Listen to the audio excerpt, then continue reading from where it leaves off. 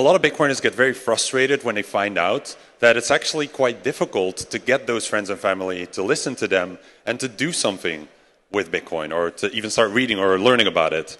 So they get frustrated, and this especially gets vented a lot around Thanksgiving every year, of course, where you sit around a table with your friends and family and you realize that yet another year has passed and they still haven't done anything with all those resources you send them. You've had those conversations with them and they're just like, you know, they're making fun of you. They're like, what is this weird thing? Like, it's still not really going anywhere. They repeat the things you hear on the news, and you know that just keeps going on and on. So a lot of Bitcoiners get frustrated about it, and this gets shared online too. Where on the one hand, Bitcoiners talk like this, like Bitcoin's the hardest money and laser eyes until $100,000, and Bitcoiners are like really dedicated and passionate about the asset that they've invested in. And on the other hand, those same people are like this: my mommy won't buy Bitcoin no matter what I tell her. And you've got this really strong and interesting dynamic going on there, where on the one hand people are super passionate, but it just can't seem to get other people to care.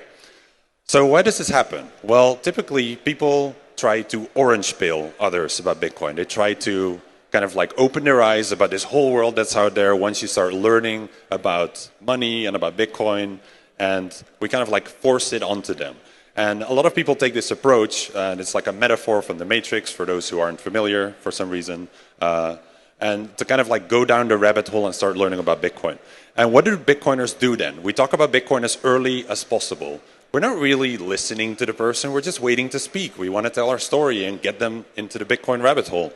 Or we talk about Bitcoin as sound or hard money and digital gold, and it's going to fundamentally change the way people use money. We refer to it as a hedge against inflation.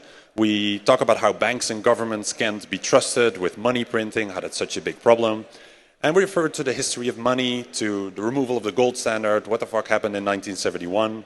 We use terms like self-custody and decentralization, blockchain, permissionless. Like, let's sprinkle a little of that over the top. That'll definitely get them excited. And then read this Bitcoin book. Like, I've just got a whole stack for you. I'll even buy it for you. I'll ship it to your house. Please just read this Bitcoin book. And if you're looking at this list and you don't understand what is wrong with it, then it's quite likely that you haven't been particularly effective at getting people interested in Bitcoin. And it's not that anything in this list is wrong and that you shouldn't be doing it.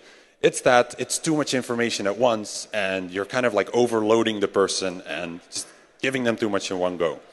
A lot of Bitcoiners are focused in like this metaphor of the journey versus destination on like getting people to the destination. I want to have orange pill this person and I'm just going to blast everything out and hopefully some of it sticks and they get into it.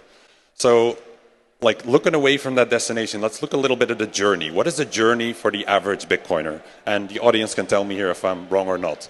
But on the y-axis you have perceived Bitcoin knowledge, like how much you know about it. On the x-axis time. So when you start your Bitcoin journey, you very quickly realize like, wow, I know nothing about this thing. It's so complicated. There's so much information that I can be learning about, but I just don't really seem to get it. And then very soon after you've been learning, you're like, wow, I know game theory, or at least what the word is. I can explain it to people. You know economics, you know mining, cryptography, and you feel like you're the smartest person ever. And then you very quickly realize like, wait, these are all like really complicated fields that you can dive into and spend thousands of hours learning about to become an expert, and you suddenly realize, holy shit, I know nothing about Bitcoin.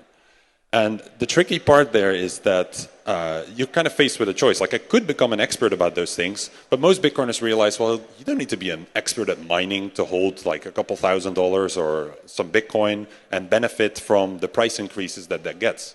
So instead of going down that route of I'm going to become an expert at it, instead I'm going to start spreading the knowledge. So we get into this next phase of the Bitcoiner's journey, knowledge sharing. And initially when you start your knowledge sharing, you talk to your friends and you realize, oh my God, my friends know nothing about Bitcoin. It's like, I thought I was bad, but they're worse and they don't understand money, they understand nothing. And then, of course, as you start explaining, you naturally get ridiculed. Like, yeah, but this is a Ponzi scheme. It's going to zero. Like, what is this thing going to do? You still can't buy anything with it. Like, you can't use it for your groceries, etc. So that's just how it goes. And then what does any rational person do at that point? They double down. You start giving them more information. You're going to bring them the best pitch ever about Bitcoin to get them super pumped and excited about it. And you think you sound like a genius. In practice, however, you pretty much come across like this.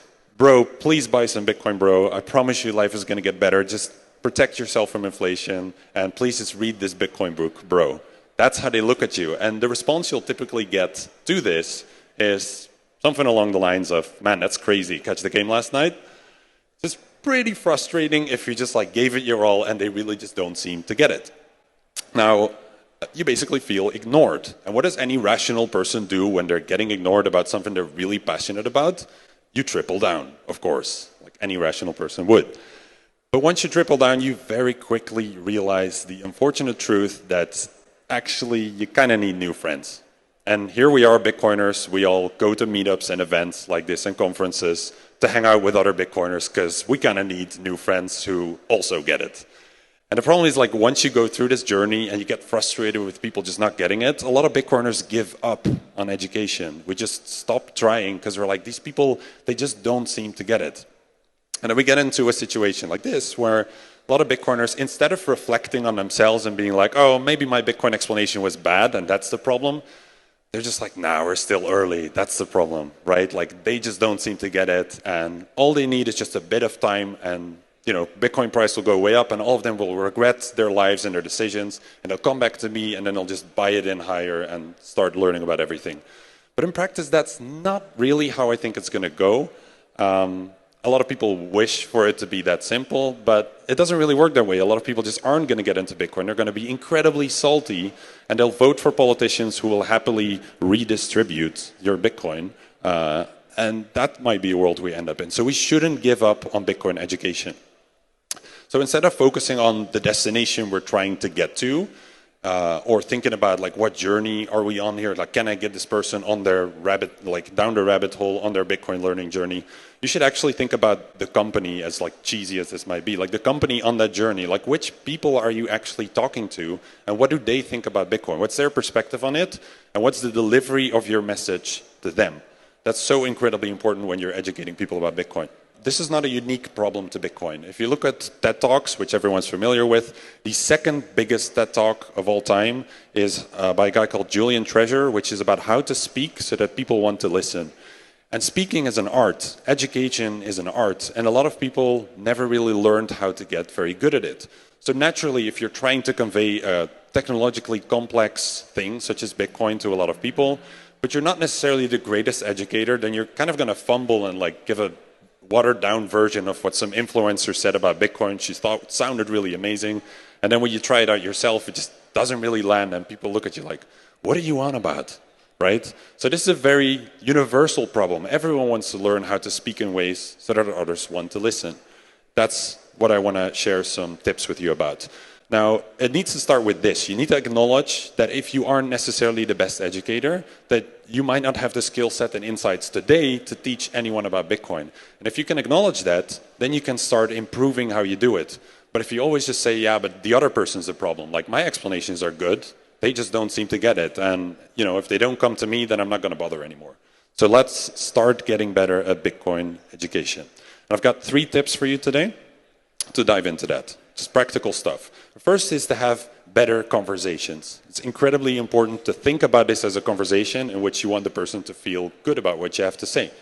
And a first tip there is to use questions rather than lectures. So you could just, someone could be like, oh, Bitcoin, what's that? And I spend the next 10 minutes talking and explaining them all the qualities of money and why they need this and what's broken about the world.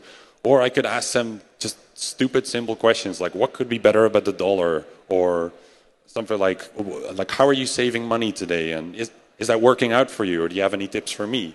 And then you get them invested in the conversation. Like, it's a very different mindset. You're not trying to get them invested in Bitcoin. You get them invested in the conversation so they even want to have it in the first place. And if you do that, you can just have much more productive conversations. Now, the second tip within that I want to give is that Bitcoin is very abstract. And once you get excited and hyped up, you start waving your hands around and explaining the blockchain with your hands, and people just look at you like you're insane. And one of the things Bitcoin struggles with, or people struggle with about Bitcoin, is that it's so abstract and they can't hold it in their hands. So you can visualize it while you're explaining to them. You can make it much simpler. And a really practical tip I can give you there, I do this myself. On my phone, I have an album with Bitcoin pictures, or like graphs, visuals of all kinds, like price related, US dollar related, mining and energy related, political related. And while you're having a conversation, if you're like, oh, that question you asked there, let me go and Google that and find the stat for you, or show that graph that I was thinking about from a few weeks ago, like you lose them. You're going to spend a minute or two trying to find the thing, and the conversation just dies out. So instead, I can just go to my folder on my phone and pick out one of these images to try and make the point that I want to make. So if you don't have anything like that, I'll share the visuals afterwards. I'll be sharing them online along with all of the tips I want to give around Bitcoin education, and you can just download them there and get started with your own folder that you can build up over time with anything that excites you. So what you can then do is you can start combining questions and visuals. Because if you have a conversation with someone, you're like, what do you already know about Bitcoin? They're like, well, I heard it wastes a lot of energy. You can pull up a graph and be like, well, that's interesting, because if we look at the top left here, actually the negative reporting about Bitcoin and energy has been decreasing for years now, and it's actually been turning quite positive. So maybe this information you have about it, it's not really up to date anymore. And you're not necessarily convincing them from a skeptic to a believer at that point, but at least they're like, oh, maybe I need to take another look at this, and this prejudice that I had didn't actually end up making sense. And again, you can ask a question again, like how much renewable energy do you think Bitcoin uses then? And then you use the next image where it's like, oh, it's actually 56%. Then they might say, oh, 56, that's just over half, that's bad. You might have another graph that shows like, well, actually, out of all the industries out there, Bitcoin's pretty green. So you can make a lot more progress this way, and they can start looking at your folder too and be like, what's this, what's that? And you get them so invested in a conversation, which is much harder to do if you're just standing there and waving your hands around, kind of like I'm doing, I suppose. So this is really important about the conversation part. Like people will forget what you said, they'll forget what you did, but they won't forget how you made them feel. That's the point of the conversation. Because if you go too far, you bombard them with information. Next time you try to talk to them about Bitcoin, they'll be like, yeah, but that was a pretty bad experience last time. Like, you were just rambling at me and never got the chance to ask a question. And it's just not really something I want to dive into again. But if you have a really pleasant conversation, they're like, this is a cool person. Like, I really love talking to them. And I'll hear them out a little bit. You make so much more progress. So get the person to like you. It's just like, it goes so far to educating them about Bitcoin. Second tip is to find a good angle. People talk about this a lot. Like when you talk to Bitcoiners, when you talk to non-Bitcoiners, you want to figure out like what makes them tick. And for a lot of people, that's just like getting rich. Everyone likes the Bitcoin price. That's naturally the topic that a lot of people converge to. But that's not really specific enough. Let's dive a little bit deeper in that. Like, why do people want to get rich? Well, some of them for like personal financial reasons. They want to save for a house. They want to provide for others. They want to retire at some point. Then you have people who care a lot about society. They want to build up their local community and need money for that. Or they care a lot about human rights or the climate. You have people who come at it from a business angle, who are into entrepreneurship or finance or energy industry. And then you have people who love technology. They care about innovation and data and all of these things. And if someone gives you the impression that they're interested in a specific field within any of these things, you can just provide examples that resonate with them. Like, it doesn't make sense to talk to someone about Bitcoin's energy usage if they're just like primarily interested in saving a house. Then you might want to talk more about, okay, could you save some wealth in Bitcoin, and how would that work out for you? And similarly, if someone's a developer, like, it doesn't make sense to talk to them about Bitcoin as a tool for human rights if they're not necessarily interested in that, if they're just trying to build some cool fintech app or something. So find the angle that resonates with them. And guess what? The only way to figure out that angle is to ask them questions. Because if you're only the one talking, you're never going to figure out what they care about. So you have to ask questions to get to know the person. And the third and final tip I want to give is to take it one step at a time. A lot of Bitcoiners get super passionate when you get that chance to give the Bitcoin pitch and to try to convince them that Bitcoin's amazing. And they're just like, I'm going to turn this person from a skeptic into a believer, and they're going to sign up tomorrow, and I'll send them all these links and things. And that's not quite realistic. So we developed this model, the Bitcoin adoption funnel, to kind of like highlight what does that journey throughout Bitcoin look like for people. It's kind of a different look at it. But at the top is like the discovery phase. Most people have gone through that at this point. They know Bitcoin exists. They might not be able to explain much about it, but they've heard the name somewhere. There's some brand recognition. And then they get into learning. And that learning can be very brief. It can just be like a 1-minute video in which some news reporter says that it wastes too much energy and it's useless. And for a lot of people, that might be where their journey ends. And others are like, no, I want to read articles and things. And depending on what the content's like, that will form their opinion, their perception of Bitcoin. That's really the layer I want to focus on here. Like, you're not in one conversation going to turn someone pessimistic into an optimist or a believer about Bitcoin. So if they have those prejudices, at best you could sort of like neutralize those. So hopefully you can have another conversation next time if they like the first one. So try to be very cautious about how far you take this. So those are the 3 tips I wanted to share: having better conversations, finding a good angle to the conversation, and taking it one step at a time. But they're just 3 of 7 in total that I've like put into writing, and I'll be releasing probably next week or in the coming weeks via Twitter and LinkedIn. So if anyone wants to look into that and like download the pictures that I have in my folder as well to explain Bitcoin to people, then feel free to take a look at that. I won't be going through the other points too much in depth here as I'm like coming up to time. But really, like, if you want to make friends and family listen to you about Bitcoin, then start with yourself and think about like how can I make this a pleasant experience for them rather than just bombarding them with everything. And if you've made that mistake in the past, like you've really turned someone off to Bitcoin, honestly, like one of the best things you can do is just go up to them and be like, look, I know I was annoying about Bitcoin to you in the past, but I hope you know that I did that because I really care about you and I want something good for you. So, start with that apology, and then maybe they're like, okay, I'll hear you out for once. Like, it's great that you're coming out about that. Anyway, if you want the slides, if you want the writing that I'll do around it and the pictures, just follow me on Twitter or LinkedIn, and you'll be able to find everything there really soon. Thank you very much to the audience in the conference. Hope you all have a great time. Bye.